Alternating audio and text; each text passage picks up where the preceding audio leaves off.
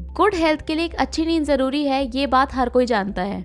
जब हम सोते हैं तो हमारी बॉडी बहुत सारे फंक्शंस करती है, जैसे मसल रिपेयर करना, हार्मोन्स बैलेंस करना और ओवरऑल बॉडी में एक बैलेंस और हीलिंग क्रिएट करना। आज हम इस वीडियो में काफ़ी सारी साइंटिफिक रिसर्चेस के बारे में बात करेंगे और समझेंगे कि कैसे एक अच्छी स्लीप को अचीव किया जा सकता है। So hey guys, welcome back to my channel word with Ritika. आज हम बात करने वाले हैं हाउ टू स्लीप बेटर, यानी अपनी नींद को एक क्वालिटी स्लीप में कैसे कन्वर्ट करें।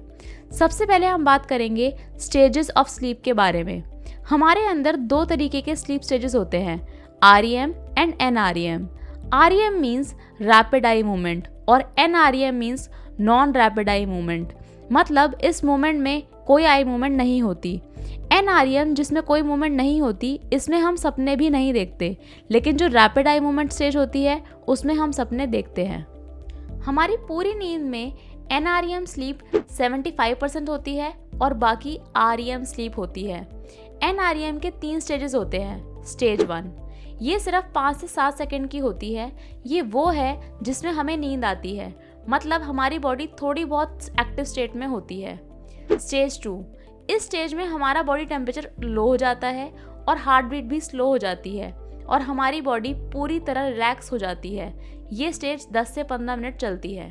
स्टेज 3 इस स्टेज को हम डीप स्लीप बोलते हैं, मतलब इस स्टेज में इंसान को जगाना थोड़ा मुश्किल होता है। इस स्टेज में हमारी बॉडी बहुत इंपॉर्टेंट फंक्शंस करती है, जैसे टिश्यू रिपेयर करना, सेल्स को रीजनरेट करना और भी बहुत सारे फंक्शंस। इस टाइम पर हमारे ब्रेन की एक्टिविटी भी कम हो जाती है। ये स्टेज 40 मिनट तक एक्टिव रहती है, बट जैसे जैसे रात होती जाती है हम REM स्लीप मतलब रैपिड आई मूवमेंट की तरफ बढ़ते जाते हैं। अब आती है REM स्लीप। REM स्लीप में हमारी पूरी बॉडी की मसल्स में टेम्परेरी पैरालिसिस हो जाता है और वो मसल जो ब्रीदिंग को कंट्रोल करते हैं वो रिलैक्स नहीं हुए होते। हम बंद आंखों के ऊपर से भी उसको रैपिड मूवमेंट करते हुए देख सकते हैं, इसलिए स्टेज को REM बोलते हैं। हमारे क्रिएटिव थिंकिंग को बढ़ाने के लिए REM स्लीप बहुत इम्पॉर्टेंट है। REM स्लीप हमारी क्रिएटिव थिंकिंग के साथ साथ लर्निंग को भी बढ़ाती है और इसी स्टेज में बहुत क्लियर और विविड सपने देखे जाते हैं।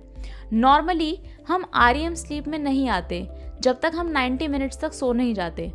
हमारी बॉडी के लिए दोनों ही स्टेजेस REM और NREM बहुत ज़रूरी है, इसीलिए हमारी नींद डीप और प्रॉपर आवर्स के लिए हो, ये काफ़ी ज़रूरी है। इन सारी बातों से हमने समझा कि नींद हमारी बॉडी के लिए कितनी ज़्यादा इम्पॉर्टेंट है। चलिए अब बात करते हैं टिप्स फॉर हेल्दी स्लीप। इसमें सबसे पहले आता है मेक प्रॉपर स्केड्यूल। देखिए, हमारी बॉडी को एक स्केड्यूल की आदत ज़रूर होनी चाहिए, इसलिए आपका सोने और उठने का टाइम हमेशा एक ही होना चाहिए। अपने दिन को इस तरीके से प्लान करिए कि आप कंसिस्टेंटली उस रूटीन को फॉलो कर पाएँ और जितना हो सके अपने सोने और उठने के टाइमिंग पर स्टिक हो सके। सेकंड आता है कैफ़ीन। हम सबको चाय और कॉफ़ी बहुत पसंद होती है, हम इसे अपना स्ट्रेस बस्टर मानते हैं, पर क्या आप जानते हैं कैफ़ीन को हमारी बॉडी से निकलने में 8 घंटे लगते हैं। हमारा पहले का कैफ़ीन डोज बॉडी से एलिमिनेट नहीं होता कि हम दोबारा 1 कप चाय या कॉफ़ी और पी लेते हैं। कैफ़ीन हमारी डीप स्लीप को इफ़ेक्ट करता है, इसलिए हमारी नींद की क्वालिटी भी कम हो जाती है। इसीलिए शाम के 4 बजे के बाद कैफ़ीन प्रोडक्ट्स को अवॉइड करें। थर्ड आता है अवॉइड हैवी डिनर। कुछ लोग रात को बहुत हैवी डिनर करते हैं और थोड़ी देर बाद ही सो जाते हैं। ऐसा करने से हमारी बॉडी उस हैवी डिनर को डाइजेस्ट नहीं कर पाती और उसके लिए काम करती रहती है, जिससे कि हमारी स्लीप तो इफेक्ट होती ही है, साथ ही बाकी की रिपेयरिंग और हीलिंग भी नहीं हो पाती। And the fourth is hectic task. सोने से तुरंत पहले कभी भी बहुत हेक्टिक काम ना करें, खासकर फ़ोन का यूज़ बिल्कुल ना करें। जिसमें आपका मेंटल प्रेशर इंक्रीज होता हो, ऐसे काम नहीं करने चाहिए, बल्कि माइंड को रिलैक्स करें। चाहे तो बुक के 2 पेज ही पढ़ें या किसी मंत्र को मन में बोलें। ऐसा करने से आपकी बॉडी बहुत जल्दी डीप स्लीप में चली जाएगी। And the last tip is best food for sleep.